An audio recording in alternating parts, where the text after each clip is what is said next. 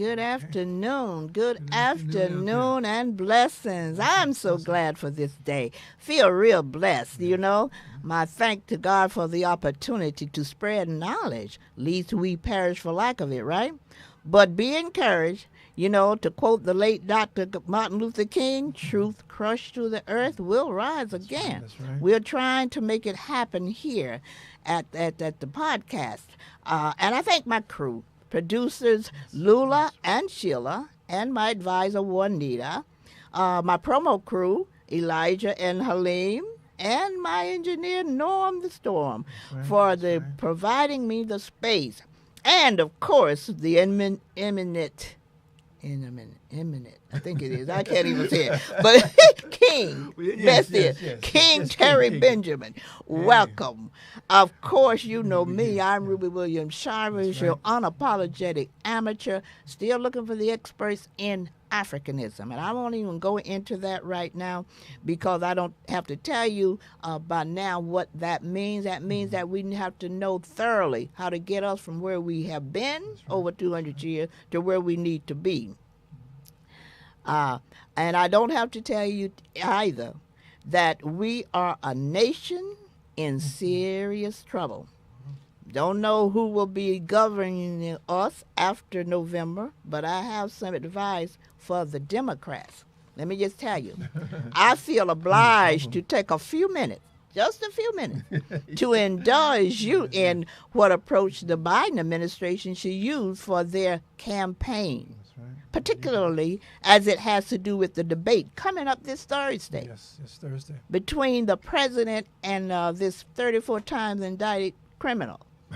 Now, I'm going to play Biden for a minute, and I hope he and his campaign surrogates are listening. That's right. It's free. I'm not charging a thing for this advice.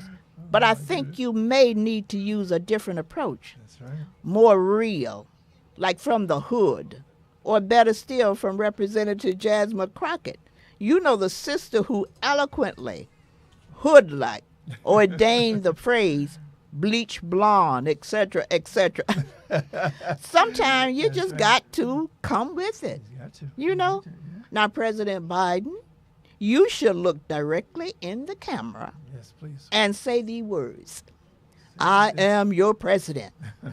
And let's assume, let's declare that anyone who has the ability to vote has a certain level of common sense, which means that you have heard what you've heard, and you've seen what you've seen, That's right. you know. So you are the constituents I am addressing this message to. I'm going to first respond to my opponent's reference to my son's drug addiction. My son has a substance abuse problem for some years. He has done some things my family and I don't approve of, but it's a condition that I'm sure many of you, if not most of you, have experienced with family members or friends throughout your lives. That's right. But now listen, on the other hand, contrast that with my opponent, who was president of the United States and had all of his family members involved in some capacity or another. That's right. Oh, yeah. His daughter, Ivanka, made millions of dollars from the Chinese government. That's right. That's right. And his son, I think his name is Jared, Yes. leveled $1 billion contract from Saudi Arabia while still in office. That's right. Now, how many of your friends or family members can relate to that? Not relatable, right? Need I say more? One thing I can say about my opponent, he doesn't try to hide it. So you know who he is. Now, I'm not trying to be petty or vindictive. You all know who I am, too. But I had an epiphany. You know?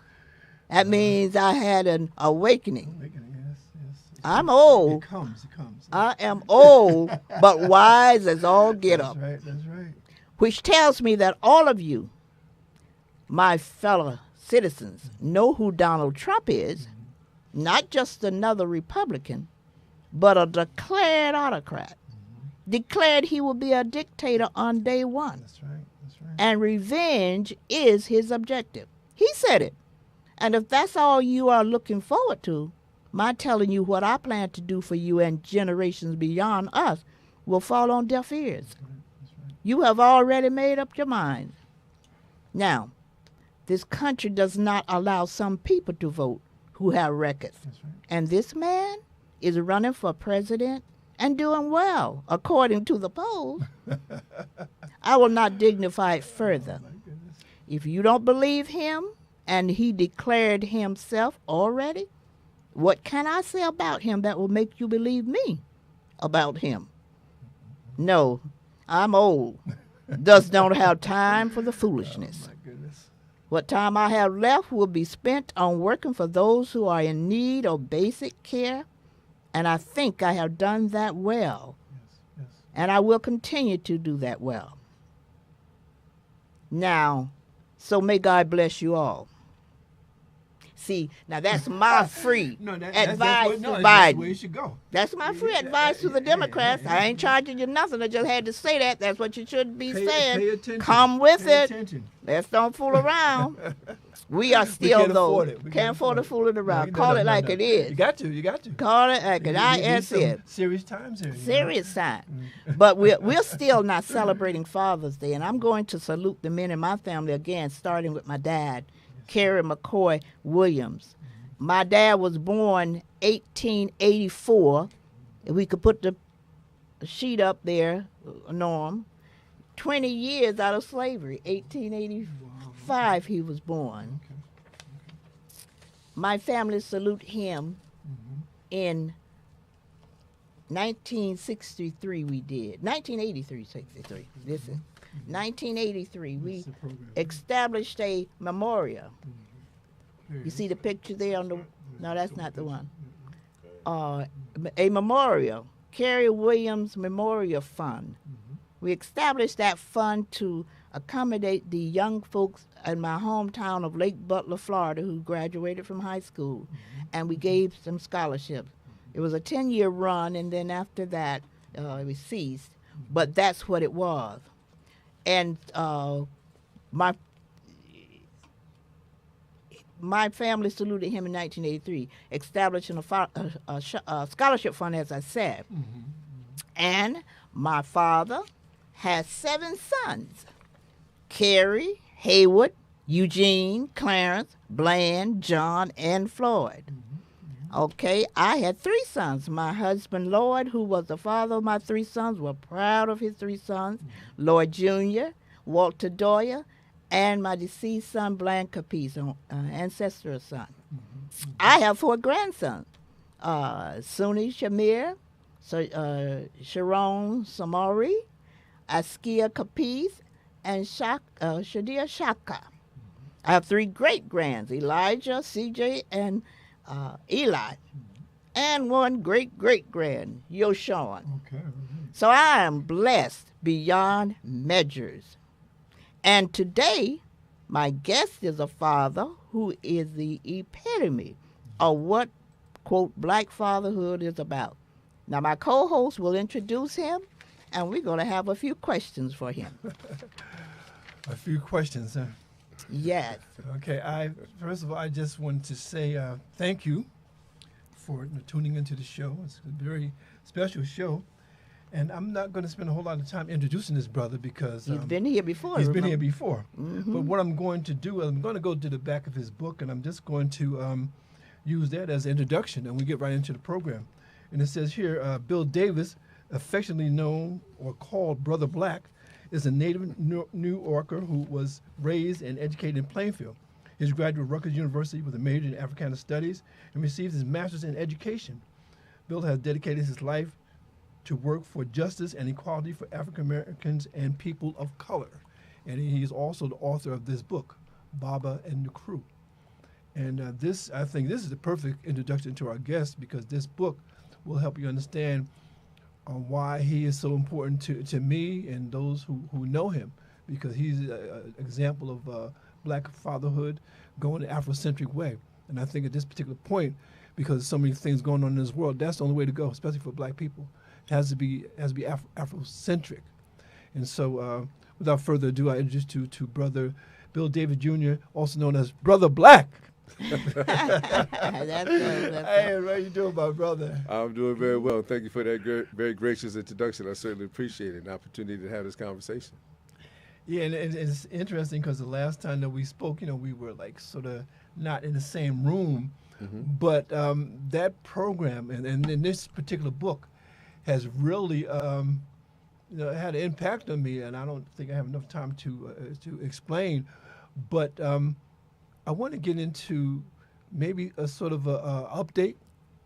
Okay, so my question, the book here is entitled Baba and the Crew, a true story of a single black father's journey to redemption. right. For those who don't know him, we do, but let them have the opportunity to explain his book first and where this title came from. I'm kind of curious too. I Yes, remember, but need to be Refreshed? refreshed. Yeah, because Absolutely. who is the crew and and how are they doing? So, Baba is the Swahili word for father. Yes. All right. And so I've had my children call me Baba from the time that they were born. My father was a World War II veteran, and so he used to call my children the crew. That's how they got that name. Uh-huh. And so I think that all of us in our lives are on various types of journeys. Yes. And so when I became a single father, none of my family members thought it was a good idea. They all were sympathetic because my former wife was facing some challenges, and they were sympathetic with her and weren't sure about how well I'd be able to manage taking care of 4 children. My children were 3, 5, 7, and 9 when this journey started. Okay. And so I can proudly say 30 years later, everybody's well, everybody's healthy, everybody is educated and working and doing the things that as a community we would all be proud of. Yes. And so I recognized from the beginning that I had to actualize that concept of building a village Okay. and finding other folks in the community that would reinforce my message to my children, and that we would similarly, my message to their children and their message to my children would complement each other. And so I've been very fortunate there were people who decided to be on this journey with us. And, I tell people all the time, we've got a tremendous village. Yes. And so, the children have done very well. And in fact, ironically, my youngest daughter, I'll have a second grandchild in January. Oh my And so, goodness. God bless you. so I'm grateful to see this I know next, that's important. this next Yeah. aspect of the village happen. Yeah. Yes. Yes. And it's so funny because I was just doing some extra research and came across this picture, you with this young lady, and she's 97 years young right now. And I think you know what I'm talking about, right? And this is ironic, Ruby, because we were just talking about Juneteenth. I had the privilege of doing a citywide address for Juneteenth, and I guess I'm going through some things. And I'm looking at this picture. So it's a picture of you and this young lady. And who is this young lady that I'm speaking about? It is It's gonna blow your mind right now. phenomenal honor and privilege to meet. So she's known as the grandmother. I have renamed her the Queen Mother of Juneteenth. And so Dr. Opal Lee visited New Jersey, and I have complimented Reggie Johnson, the president of the Metuchen Edison branch of the NAACP, how he was able to arrange for her to come. And she visited various locations. And so to be 97, the sister was really spry, very engaged. And so it was an honor and a privilege to meet her. I had a chance to interact with her a few times during the course of the days that she was here. Right. And so I'm glad that you raised that question, because as we celebrate Juneteenth, there's a paradox in there that I don't think many of us really understand. And so the paradox, particularly for those of us in New Jersey, Yes. are that when Juneteenth 1865 happened, for people that may not understand, since the Emancipation Proclamation went into effect on January 1st, 1863, Yes. the Civil War was already over by 2 months, and for the Emancipation Proclamation, quote unquote, freed Africans who were enslaved in Confederate states. Yes. And so, and most people don't know that when General Granger arrived in Galveston, there were several thousand black troops with him. And so it was the black troops, there were 300,000 black troops that fought in the Civil War. Wow. We fought our way to freedom. Even though Abraham Lincoln originally didn't intend for black troops to be part of the war, Right. Yes. it was the black troops during the Civil War that actually were the deciding factor for how we won. And so when Granger gets to Galveston, yes. And there were only a few hundred of our ancestors enslaved in Galveston at the time. Yes. The whole state of Texas had 250,000. Okay. And so it took several days to weeks before the word about emancipation took place. And so then on June 19th, 1866 is when the Juneteenth celebration actually took place. Yes, yes. But the paradox for those who live in New Jersey is that when that event took place, New Jersey was a slave state. New Jersey was the last northern state to end slavery. That's something. In 1860, on June 19th, 1865, our ancestors in New Jersey were still enslaved. Isn't Slavery it didn't end in New Jersey until the 13th Amendment was passed, which happened in December 1865. And That's so amazing. while we're celebrating the concept of freedom from Right. Juneteenth, the reality of freedom then and now is still something that we're working on. And so I'm hoping I can invite you and people who are observing the show this Saturday, June 29th. I'll be doing a program at the Plainfield Library on Park Avenue. Myself, Dr. Tawana Hubbard, who's a member of the New Jersey Black Social Workers, Yes, yes. Dr. Monique Swift, who's a member of the New Jersey Black Psychologists, and our premier activist, Larry Ham, Right. will okay. all What a be at the program. I Plainfield shall be there. Library Yes. I'll be to there. talk about, so the title of the program is In the Spirit of Juneteenth, Oh, Yeah. oh. Aluta Continua, which is what they said in South Africa, which means the struggle continues. Okay. And so we'll be there Saturday to deal with these issues, because when we think about it, one of the other people that we should talk about in this context Yes, yes, yes. is Queen Mother Moore. Oh, And some Okay. people may not be familiar with Queen Mother Moore. She was one of the first people in the country to advocate for reparations. Queen Mother Moore was a Garveyite yes. and worked with yes. Garvey in the 1950s at the United Nations, suggested that African Americans who were enslaved should receive reparations. Yeah. New Jersey has a reparations bill pending. And most people don't know this. I mean, we're at a tipping point in the country, and particularly in New Jersey. Yes, yes. New Jersey is 48% people of color, between African Americans, Latin, and Asians. But the state is controlled by 3 white guys, Murphy, Sakari, and Coughlin. Make That's it plain, right. brother. Right? And so Coughlin has not allowed for the reparations bill that's been in the New Jersey Assembly to be voted on. And so part of our work now, if we're honoring Opal Lee, if we're honoring Harriet Tubman, Frederick Douglass, Nat Turner, Denmark Beers, we go down the line of people who fought, right? Yes. Then we should be really advocating for reparations in New Jersey. Yes. New Jersey, people may not know, New Jersey has the highest disproportionate wealth gap in the country between blacks and whites. Something, wow. Has the highest disproportionate rate of black men being incarcerated in the country. And so we're the 5th most segregated state in the country. And when you look at the educational outcomes for many of our children that are in Camden, Newark, Patterson, all these places, so you go by zip code and know who's living where. Yeah, yes, It's yes, in that context that we need to really be very serious about the task that's in front of us. Yes. And so I was at an event earlier, and so this young lady said to me, I invited her to the event. She said, I'm kind of tired, blah, blah, blah, blah, blah, blah. And so I asked her one simple question. In 50 years, what will people write about us? So we celebrate King, we celebrate Malcolm, we celebrate Rosa Parks. They did their work 50 years ago. That's right, Right. that's right. Our work now is to figure out how we get reparations passed. Our work now is to end the segregation that exists in New Jersey and different places across the country. Yeah. So that 50 years from now, when people are reading history, we have made a contribution that is worthy of the ancestors that we celebrate.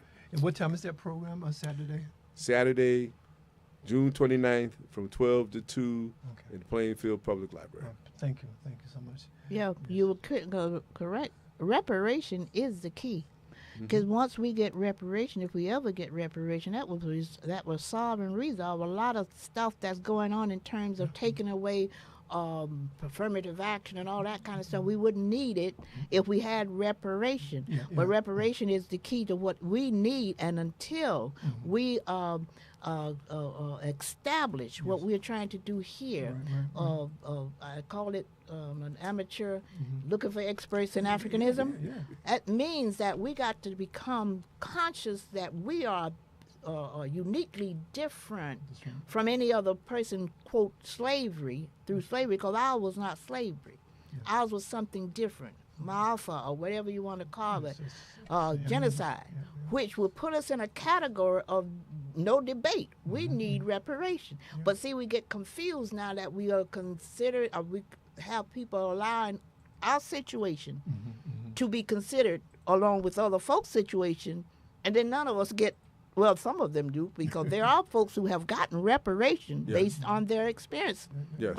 But we never have, because then we've been thrown affirmative action. We've been thrown others little stuff that will compensate for what we need.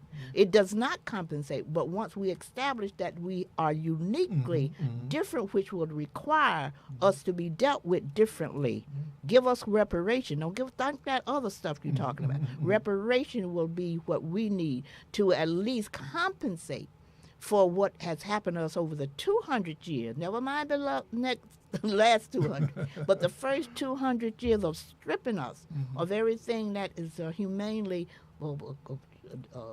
attributed to a human being. Then we are going to continue to have to fight our way through all these affirmative action and other kinds of things that they can take away from us and say, well, you don't need it, or include other folks in getting it. We've already been included with other folks. No, ours need to be separate, different, and understood that way. We were here for 200 years on the condition that no other human being in the annals of history or even biblical. You read about the Egyptian slavery, and it's not compared to that. So we need to, and once we get people out there to understand it, they won't even come to us with nothing more than reparation. Which is why your show is so important. Yeah. Because I do think that some people may be confused about reparations. Yes. Part of the hesitancy of the white political leaders in New Jersey is the reaction that they get to the word reparations. Of course. And I think that our task is to make sure that we educate ourselves and educate others that, yes, our ancestors endured over 240 years, 250 years of slavery just based on race. That's right. The fact that we were Africans and we were enslaved, and that our children, grandchildren, people in our family will be enslaved for generations. Yes. The wealth of America was built on the backs of our ancestors. Yeah. That's right. There are major corporations that all benefited from reparations. That's So right, in that's addition to whatever the government would provide, the government legally sanctioned slavery. And so the government has a responsibility. The major corporations have a responsibility. And so there's a book that people should check out. It's called Ebony and Ivy. Ebony and Ivy. Ebony and Ivy talks about how all the Ivy League schools were involved in slavery. Harvard, Princeton, Yale, Sure. Rutgers, you go down the line. Build on the backs of The them. Brown brothers, who Brown University is named in honor of, built the ships that enslaved Africans, Wow. right? New York was the largest slave port, the second largest slave port in the country, only behind Charleston, South Carolina. Yes. The major slave port in New Jersey was in Perth Amboy. Philadelphia was a major slave port. Wow. So there's the misperception that slavery just largely happened in the South. Right. Slavery happened in all the states in the country. Yeah. Different states had various roles, whether they were building ships, whether they were building shackles, whether they were providing food. All the states in the United States were involved in the slave trade. And Definitely. when the Civil War first started, the whites who were being drafted to go to war, there was a riot in New York because the Irish and other European immigrants that had just gotten here said, this does not pertain to me. I should not have to go and fight. Because they were given, so the rich whites could get poor whites to fight for them. And the poor whites would say, I'm going to lose my job, lose this and the other thing, I have to go to this war. And so there's a part of this history that has never really been fully explained the way that people can understand it. Right. And so once that's part of our task now, to educate ourselves, educate others, to make sure that people understand if we're ever going to close this wealth gap, right? The wealth gap is going to have to be closed by, think about this, when there were hundreds of millions of acres of land being given out, right? So Rutgers is a land-grant college. There were many land-grant colleges.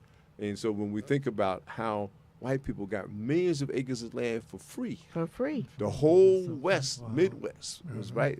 If you go out there, you could get 100 acres of land free, even in New Jersey. So if a white person enslaved an African, they were given 150 acres of land free. Right? I mean, and so it's not surprising that the wealth gap is what it is. Yeah. If your ancestors got 150 acres of land for free, Yeah. and we didn't get anything. Exactly. Right. They got land. When slavery was over, we didn't get any money. No. We didn't get any land. We didn't get any mules. We didn't get anything. And so that whole idea about 40 acres of the mule, we have never received any of that. And so it's up to us now to keep pressing for this to happen. So there's a bill In Congress, there's a bill in in the New Jersey State Assembly and State Senate. A few places have. New York has passed a bill to do a study. There's a couple of different places. California has passed a bill to do a study. So there's different places that are actually ahead of New Jersey as far as doing this. Our task is to keep pressing to develop the work that we need to do to find allies to be in this battle with us, but to make sure that we get this over the finish line. Brother Bill, let me, last week we had the pleasure of having some brothers from Ghana. A brother from Ghana, we Zoomed him in. Okay. And, we had a nice discussion with him. But I want to just point this out to you and I want you're thinking on this, okay? Okay. What you said, what he described, is a lot of work, okay? Sometimes with all people, there's work, but maybe there may be another way out.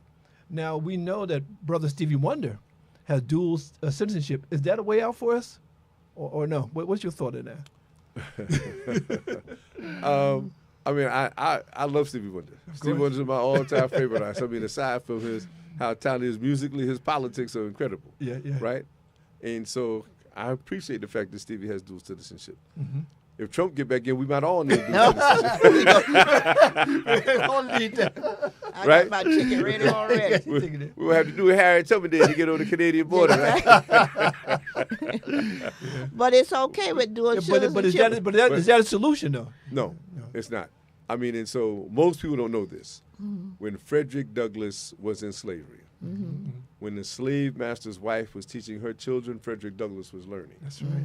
When they found out that he was learning, then they prevented him from being able to listen to the lessons. Yes. So then at night when the slave masters went to sleep, Frederick Douglass stayed up by candlelight and taught himself how to read and write. That's right, yeah. He wrote a book after he escaped from slavery called The Narrative Life of Frederick Douglass. That's right. When the book became published, there was a law called the Fugitive Slave Law, which meant that had Frederick Douglass been captured in the United States, he would have been returned to slavery. Wow. Frederick Douglass, with the help of the abolitionist movement, went to London. Yes. While he was in London, he was educating people in London and Europe about the horrors of slavery. Yes. The abolitionist movement raised enough money to pay Frederick Douglass' slave master enough money for him to get free. The people in London and Europe asked him to stay. And I get choked up about this every time. Frederick Douglass said, as gracious as it is by your invitation for me to stay, I have to go back. Oh, okay. My fight is to get my people free. Yes. And so we built this country. Yes. We deserve all of the benefits that come with being in the country. Yes. And so while we may take a time out in Ghana, in Sierra Leone, or other places in the world, Barbados, but ultimately it's up to us to continue to fight so that all of us cannot get racially profiled and harassed and all this kind of stuff that we face now. And so we cannot,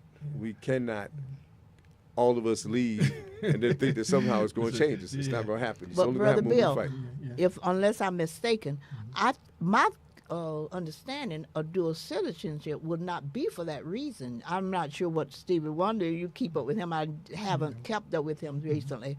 But I assume, because I know there years ago Ghana was offered dual citizenship, same as other folks have dual citizenships over there. I just assume that because we are from Africa, that would mean that we would have privilege over there, that we wouldn't have to get passports or something. Say, for instance, that's just my understanding of it. Because I definitely will not think of any majority of folks on here want to leave where they build, because this is our country. So I don't know if there's anything wrong with the dual citizenship, No, right? But what you're saying is that wrong it shouldn't think in terms of leaving the country. Precisely. Yeah, Precisely. yeah. But the dual citizenship is something that seemed like would be a privilege that you would have to say, I'm here, and I have access to my homeland. My answer option to my homeland. My option would be going to be to stay over here, and you know. Of course, because I think again, if we go back into our history, and we know in terms of James Baldwin and the brothers at that time, they went to another country to live. But of course, we're not saying that. But the thing that really, what Ruby's doing with her children, giving them the education they're not getting in school. And Brother Bill, just in the few minutes that you were here, you gave us a preview of Africana studies that I don't think we do anymore. And there are books. I mean, I'm going back to the old books. Last night I was reading Before the Mayflower. You know, just going through some things with there. Right. There is a whole library of books Yes. that you're not going to get unless you do. Do we still have Africana studies in the schools? Yes, we do. In the college? Okay, Yes, we because do. the average student, they don't get that. They get American history from someone else.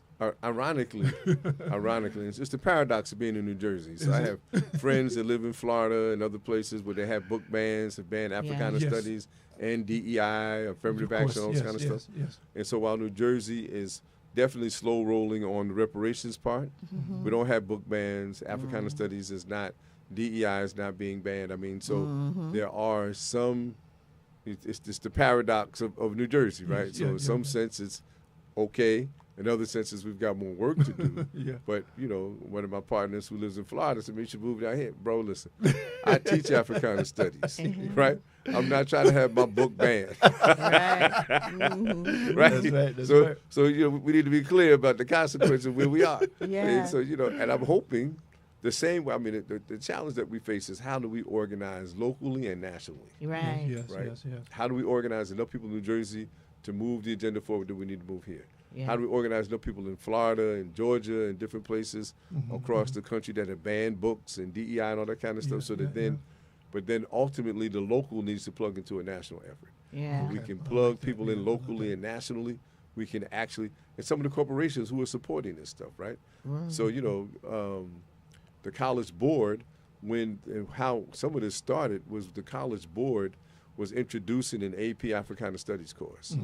The governor of Florida and his ridiculous self said that he didn't Yeah, want it please. taught. So then the College Board stripped out all the stuff that's that right. this They- white they boy took said it shouldn't out. be in there. Now, he's They not took an it out, expert in yeah. Africana studies, don't know nothing about it. Yeah. But to accommodate him and get the money, then they said, okay, we're going to take all this stuff out, right, to make it more palatable for you. Right. And so, you know, so we need to. The College Board should be held accountable. Yeah, he's a motivator, though. I tell you. The state of Florida should be held accountable. They should. Right, the black athletes that go to Florida and North Carolina and Georgia, if they ban DEI and affirmative action in those states, we need to ask these brothers to reconsider. Exactly. Yes. Let's go somewhere where you're going to be treated and embraced in the manner that you should be. That's right. And so that's the kind of conversation we need to be having, Right. so that we can put pressure on them, let it hit them financially, and then they'll start to figure out we need to make some changes. Exactly. Brother Bill, you know, as one philosopher said, a comedian, he said it's like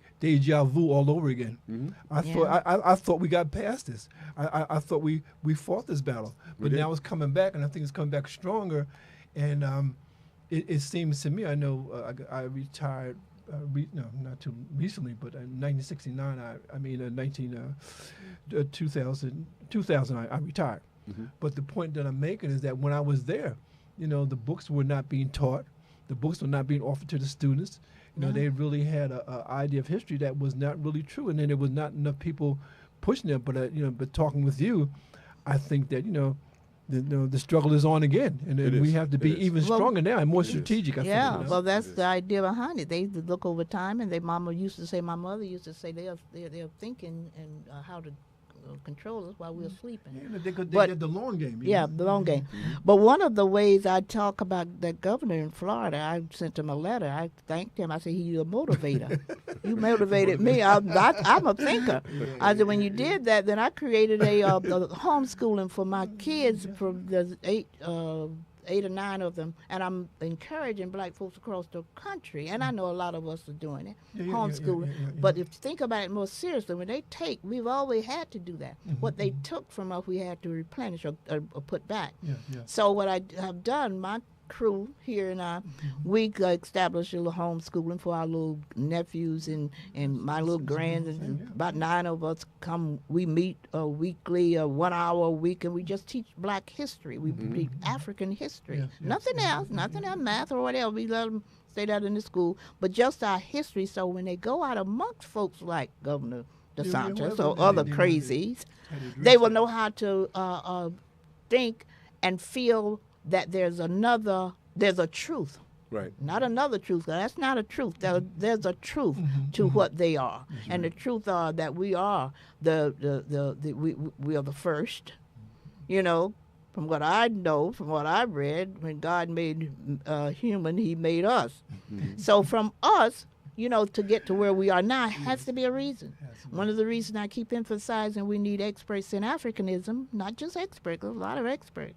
Experts in Africanism, those who can point the thing at who we were and how we come to where we are and how to pull all that together. Because without a cure, you're just not an expert. You're just somebody like me who can define. I mean, defend. I can defend. I stand on a soapbox and defend every day. But I can't define because what happened, I'm an expert in living black. I tell everybody I'm an expert in living black. I can get up in the morning and have to live black every day. But I'm not an expert in black living. That requires a whole lot of other study. And one of the last things it does do is we got to have professional help to get us back to where we can't just think all of us know this. We can point fingers at each other and say, you're not doing this, you're not worth this, you're not doing. But why? We wouldn't be who we are just so. We didn't come out of Africa like that. Right. So we got to have someone who will be able to point the finger and at the same time create solutions. Solutions. That, like is with key, yeah. Dr. DeGraw, her book, Yeah. Post-Traumatic Slave Syndrome. Right.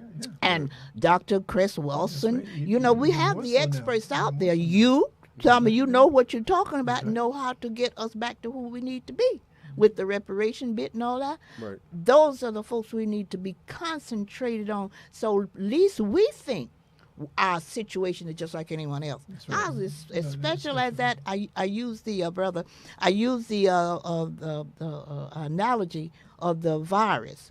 God put those analogies to me because I'm not always able to get through to my people who are the mean.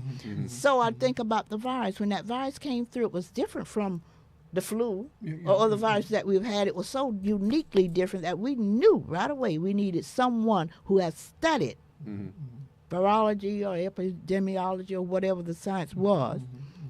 Even the president of the United States at that time, Trump, he talking about inject bleach. So we couldn't even get that man, and he was the most powerful. It's a campaign commercial. He was the most powerful man in the world, but he gotta be a didn't campaign know. commercial. Yeah, he didn't know they had to get those folks who had studied Well, in depth. He knew, but he was so worried about Yeah, losing that it didn't matter. he knew that wasn't the Right. solution, No, but he right. didn't know Yeah, what yeah, the no, solution was. But I do want to get back to a point that brother raised here. And if there's a book that you've never read it, you should read it. It's called White Rage. Right, rage. I have White that book Rage. right there with me. Kyle Anderson, assistant teachers at Yep. Emory University. Right. And so if we look at the history, so at the end of slavery, when our ancestors, 4 million Africans survived the slave trade, survived slavery.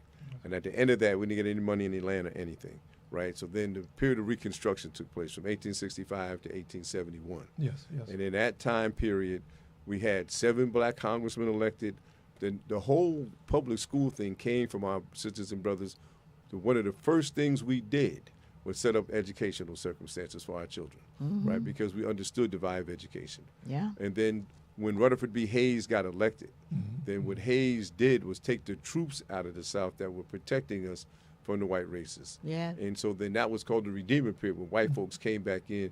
That was the beginning of Jim Crow, right? And so every time that we've made advances, white folks have found a way to take us back. That's right. And so when Barack got elected, then for Trump and MAGA fools and all that kind of stuff, that for them was the opportunity handwriting was to on the wall. I express felt their that. rage about the fact that a black man Exactly. and his family was in the White House. Right. Exactly. And so we are in a period in which the redeeming, or for their part, the redemption of them trying to be in charge again is what's taking place. Yeah. And so 90% of black people voted for Biden, right? A very small percentage of black people voted for Trump because we understood that this guy is not in our interest. And you get a few, confused colored people every now and then that come out and say something Well, to that's support what it him. is, confused. But in reality, they're interested in their own selves and not in our collective benefit. That's Right. And I mean, clearly, I absolutely oppose Biden's policy on Gaza, Right. right? Of course. When you look at the genocide that's taking place, it certainly makes it very difficult to say this is somebody we should support. Right. When you look at the policies, the money that has been invested in historical black colleges, when you look at the money that's been invested in helping black businesses get established, the number of black people who are employed, there have been some domestic policies that make sense. That's right. The international policies are not ones that we necessarily may be in agreement with. Right. But I do think that this election, and it seems like every time there's an election, it's always a dire situation. Yeah. And we have choices we don't necessarily be happy about. But I'm praying after this election that this is the last election and 2 old white guys are going to be the choices Right. we have to pick from. And if I am praying for this to be the case, that we will not have another election like this, 2 old white guys. And actually, when you think about it, we're not choosing between 2 old white guys either. We're choosing between without Auto crack. the autocrat and democracy, and with a little bit of democracy that is. You know, we can question that too. Right. But we're deciding between 2 different things now. It's not the regular Republicans who we would not agree with necessarily, or the Democrats we don't agree with necessarily. We go for what our best interests.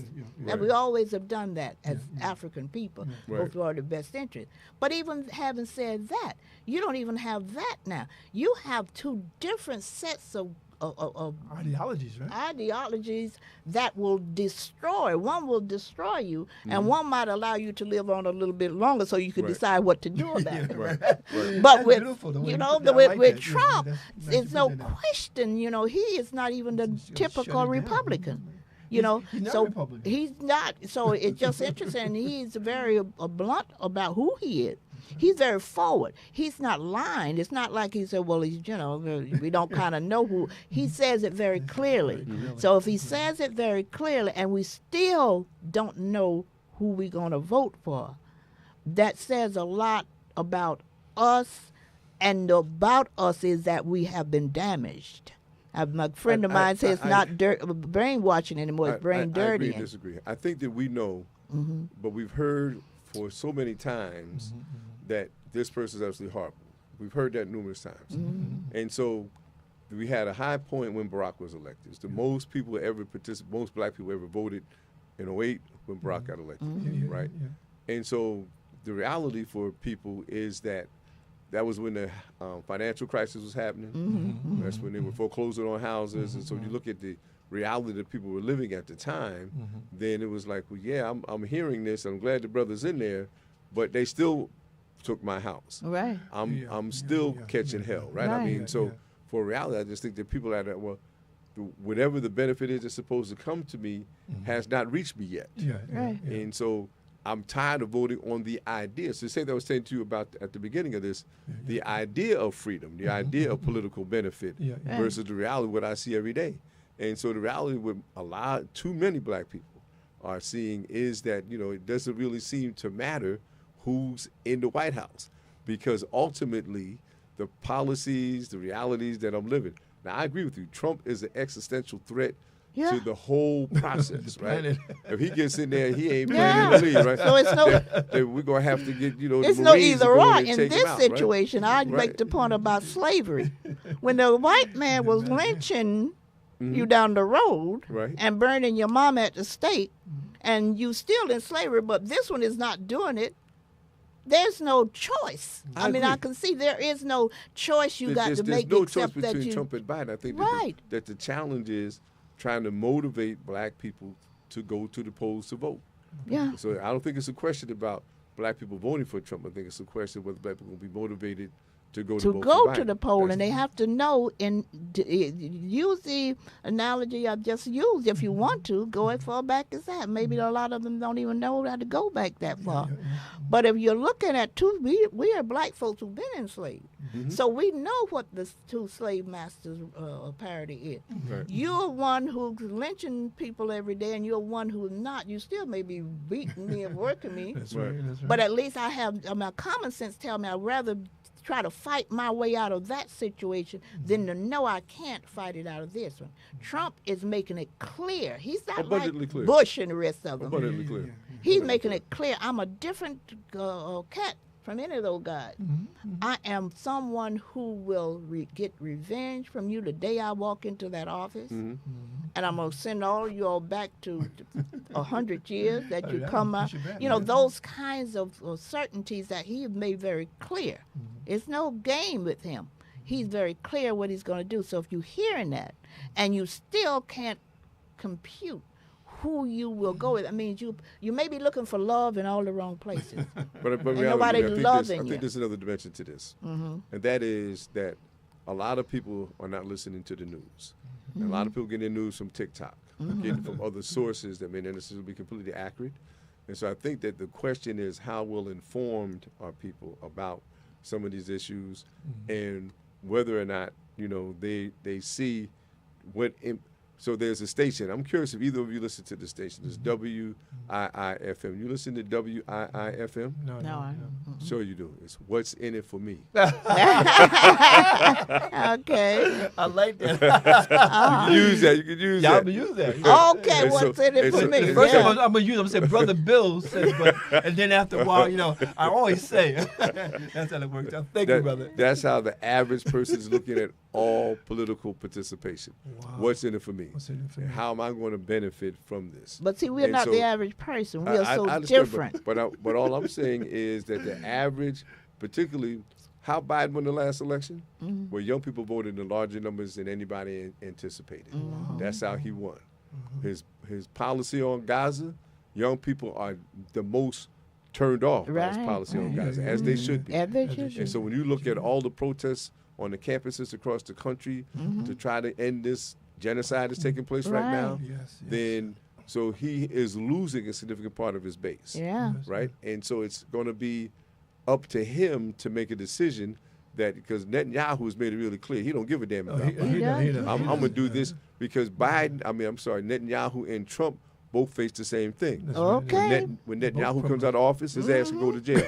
Trump can go to jail, right? what would and Trump do? And so both of them are interested in trying to get in power so they don't have to go to jail, That's right, that's Exactly. right? And so Trump should have been indicted when he was president, Yeah. That's right? That's right. And so he is doing everything he can do, because if he gets in, then he can dismiss some of these cases. That's Yeah. right. That's right. Except for the case in Georgia, except for the case in New York. Mm-hmm. And so we need to understand, what some of the political dynamics are in this, Yeah. what his motivation is.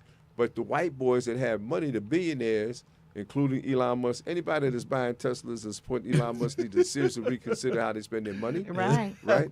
The white That's boy true. billionaires That's have come out and said they're supporting Trump Right. because Trump gave them a huge tax cut. Yeah. The tax cut ends next year. And so from a financial perspective, they are really motivated by this idea of not having to pay additional taxes. And so even as horrible as Trump is, right? Think about it, he only molested white women. Right. Right? Think about it, right? He only molested white women. And so, he has been the epitome of white privilege. Yeah. He's not smart enough. He's smart enough. And Brother to Bill, get I away. think he goes beyond white privilege. Oh, I don't see another white person getting That's away what I'm with saying. He's dependent on white privilege, Yeah. right? So he gets all kind of consideration that all the white people don't even get, That's right. right? That's true. Exactly. So his white privilege is at the peak of what it is to be a white male in the United States. Exactly. That's right. He's got every. He's not smart enough to be a criminal, Right. right? But he has done all these criminal acts. That's right. Exactly. Right? Yeah. His ass should have been in jail. Right.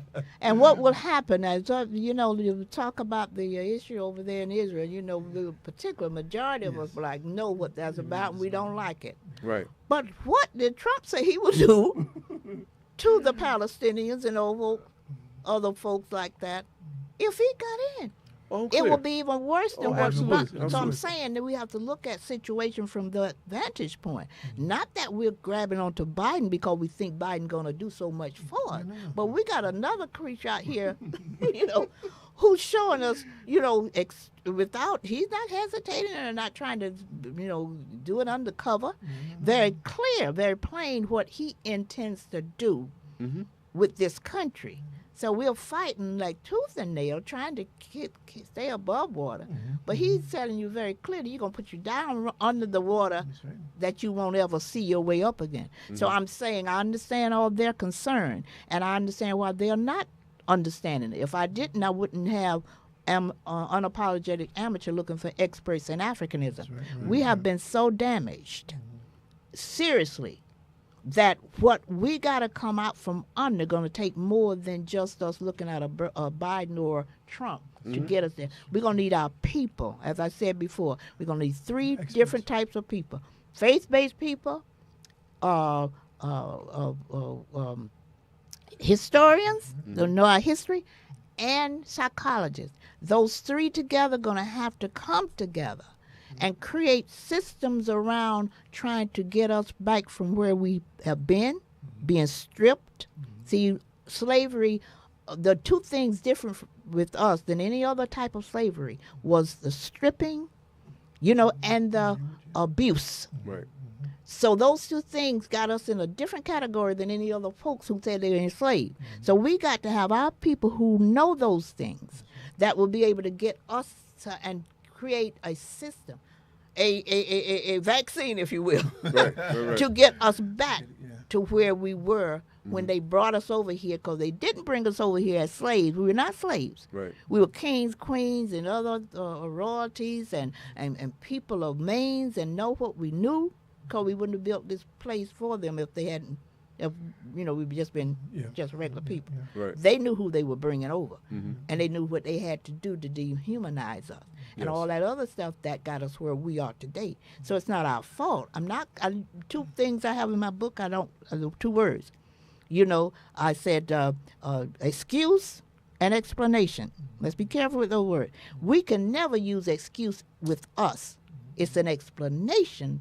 They were the ones that excuse. Anyone born to white privilege, the word should be excuse, because you could be whatever you want it to be, whenever you want it to be. All you have to do is clean yourself off a little bit and become president. Right. You see what Trump is, right?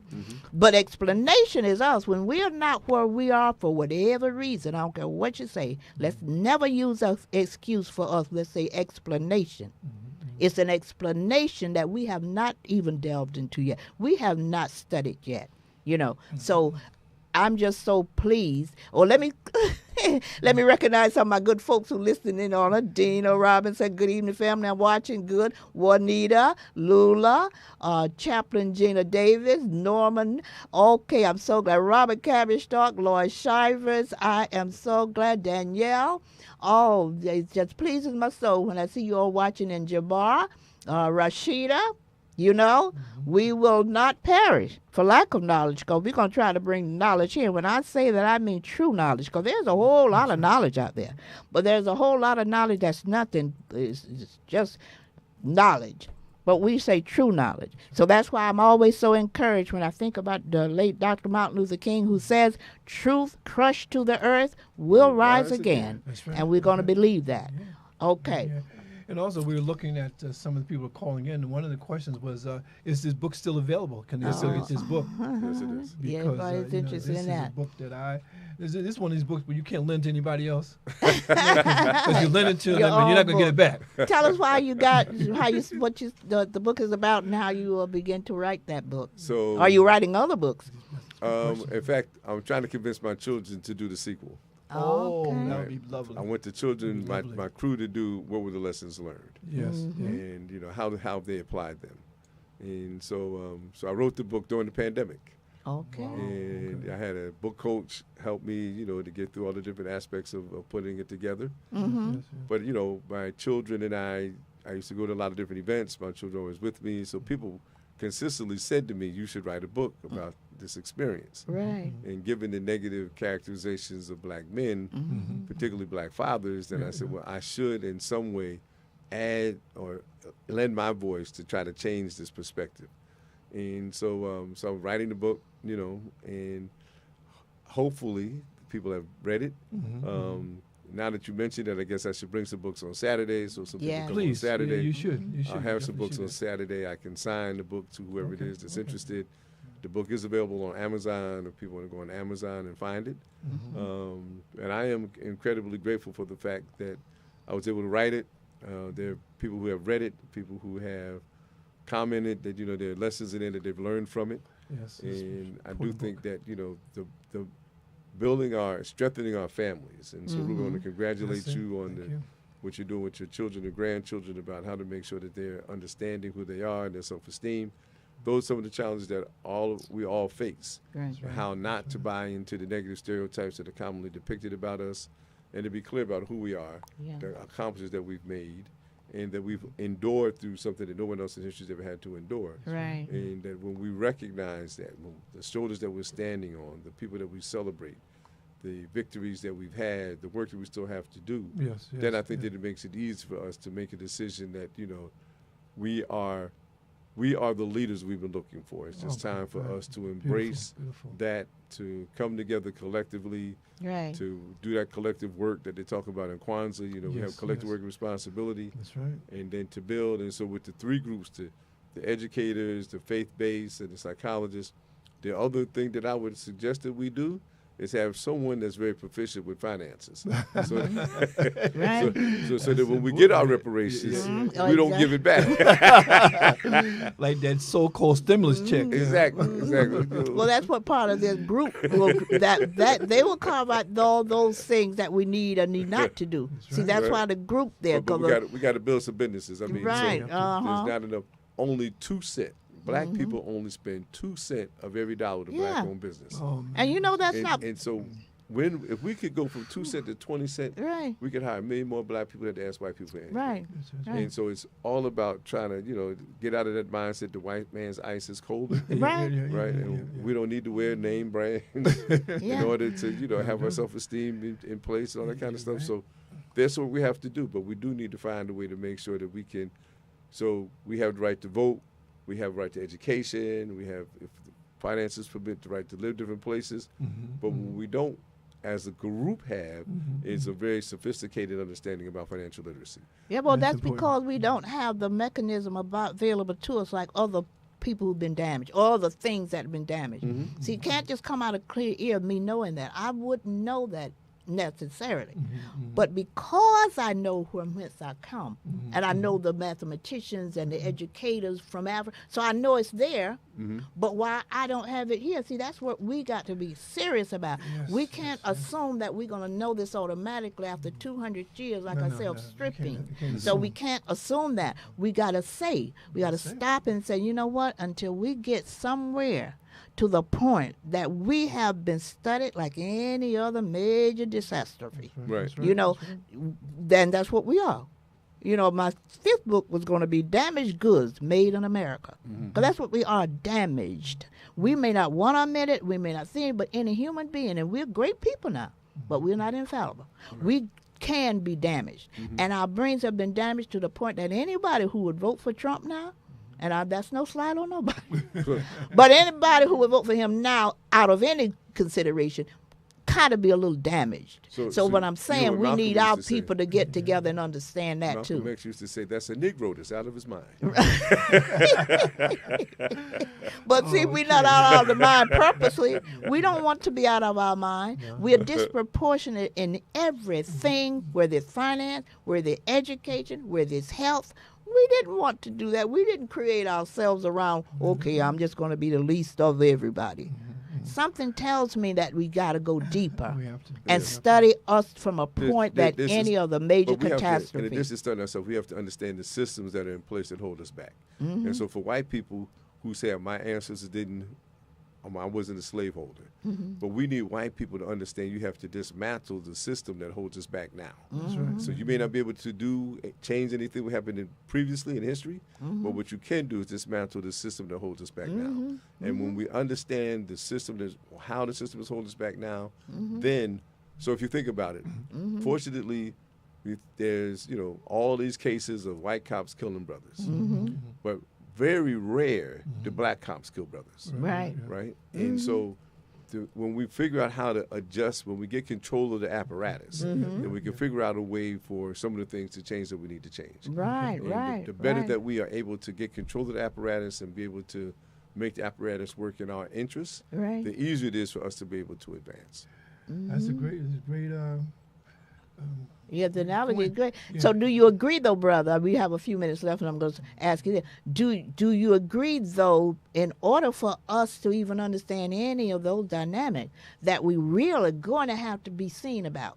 And I use that word meaning that we are going to have to realize what we went through for those 200 years. Let's forget about all that other stuff. We're going through a whole lot since. But the 200 years pretty much cemented who we are today, because we lost a lot. You know, and like you say that we got the money in our hand today, I don't recommend that for anybody. Reparation, when you hear me talk of reparation, I mean reparation with the consideration for those folks that I call expert to have come up with some way that we can get goods and services. Goods and services, everything free, because that's what they got. Got free housing, free schooling. And then the money put away someplace until we come to a point we can spend it amongst ourselves. Because if we got money now, we would have to spend it from the very people who we're getting it from, because they're the ones that got what we need for our money. But in addition to getting individual checks, we should have some institutional investment. Right. Right. So when COVID happened, many of us died because we had high blood pressure, cholesterol, diabetes, those kind of things. So we need an investment in healthcare. Yeah. Our children need better opportunities in school, so we need to invest in education. Yeah. Right. So when we think about reparations, we should not just, I'm all for individual checks, but I do believe that institutionally, if we can strengthen institutions in our communities, we will have better outcomes. And so that's why I say free everything. Because see, when they those wars that came about, World War I and things, when they got together and realized they needed something to strengthen them, they built those communities. They built a community. All those things gave free food to them. So I'm saying, when we're thinking of reparation, let's think in terms of everything you got to give us: our free schooling, our free housing, our free education. And then we can deal with the money in ways that we don't have to finance that. You need to give us that free, the same as you got all that free, so you can get yourself to a point where you are today. You know, that's why we have to see you this Saturday. Yeah, yes, well, please. Definitely will. Please. I'm looking forward to folks coming out on Saturday. It's going to be a very fruitful conversation. Yes, it will. I'm looking forward to it. I just always enjoy you when you come here, because you have so much to say. And next time you come, we're going to have you delve more into your family and how that is going about. Absolutely. Yes. So Okay. On that note, we will say goodbye to our studio audience, and again, we'll see you Saturday, hopefully at the Plainfield Public Library. Saturday, 12 o'clock. Definitely. All right.